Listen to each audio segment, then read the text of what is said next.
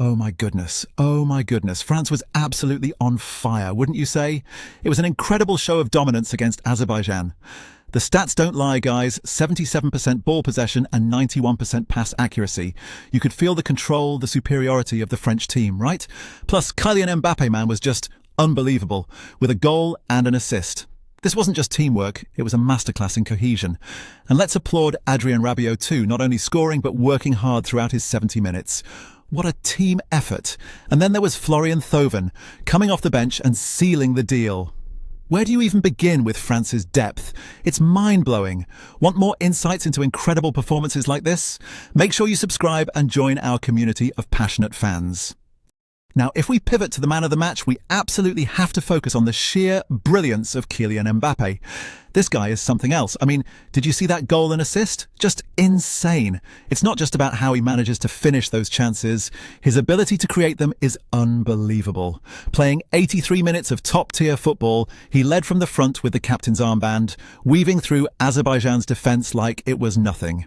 And here's the thing, when you talk about technical excellence, his successful dribbling completing 4 out of 7 attempts paints the picture. But it's not just about the stats, right? It's the flair, the vision, the elegance with which he moved the ball. His competitive edge cannot be overstated. There he was, winning 7 out of 15 duels, dictating the tempo, connecting the midfield to the attack seamlessly. You could see him orchestrating everything up front, balancing roles, leading by example. Seriously, where does it end with Mbappé? This performance wasn't only pivotal for this match, but also underlined his status on the international stage, making a strong case for future captaincy. He's cementing his reputation as a talismanic figure for France. Now here's the thing, moving from an individual brilliance like Mbappé's to the collective might of France's setup, we got to talk about how tactically sound Didier Deschamps' men were. Under Deschamps' careful orchestration, that 4-4-2 formation just clicked perfectly. The numbers say it all. They dominated with 77% ball possession. I mean, just think about that control. It gave them this massive platform to keep pressing and probing until they carved Azerbaijan open. You had Adrien Rabiot throwing in those crunching tackles, bagging a goal, while also showing that midfielders' grit, getting a yellow card but keeping the balance of creativity and discipline in check. And up front, with Kylian wreaking havoc, they launched wave after wave of attack, helped by players like Theo Hernandez adding width and assisting.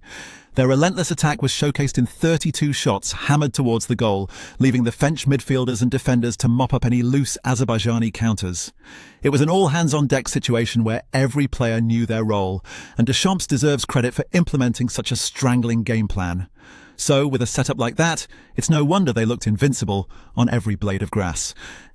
And speaking of all hands on deck, let's dive into the tactical wizardry that was Deschamps' substitutions. Listen, this wasn't just about the starting 11.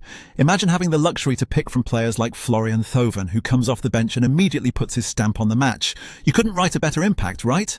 Thauvin netting a goal was just the icing on the cake, showcasing yet again the depth France boasts. Now here's the thing, Deschamps knew when to pull the trigger on these changes. Real game changers like Hugo Ekitike and the unmatched Kylian Mbappé either helped seal the deal or maintain that unwavering offensive rhythm. And let's not forget players like Eduardo Camavinga and Magnus Akliouche who stepped in and slipped into their roles seamlessly.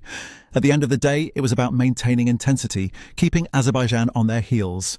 Strategically, France didn't just shift gears, they upgraded to another level entirely. It's a lesson in squad elegance and tactical adaptability, which makes this team not just fearsome against Azerbaijan, but a nightmare for any opposition. It's about having options and using them wisely. And speaking of opposition, man, Azerbaijan just couldn't hack it against such a dominant French side. I mean, with only 23% of the ball, it's no wonder they were under the cosh pretty much the whole game. Their coach, Iksan Abbasov, set them up in a 5-4-1 formation, probably hoping to soak up the pressure and spring a counter-attack or two. But to be honest, it just didn't work out. They only managed one shot all game, and that was off target. It's kind of incredible, right? Now, you have to feel a little for guys like Bahlul Mustafazadeh. Here's someone who threw himself in front of everything with 8 blocks. But without the support, those efforts were like plugging holes in a sinking ship. The thing is, while he personally had a decent game, Azerbaijan as a whole couldn't string together a counterplay to save themselves. Azerbaijan's defensive struggles highlight the need for better ball progression under such pressure. So, what do you guys think? What would have been Azerbaijan's best shot at breaking out of that vicious cycle? Let me know your thoughts in the comments.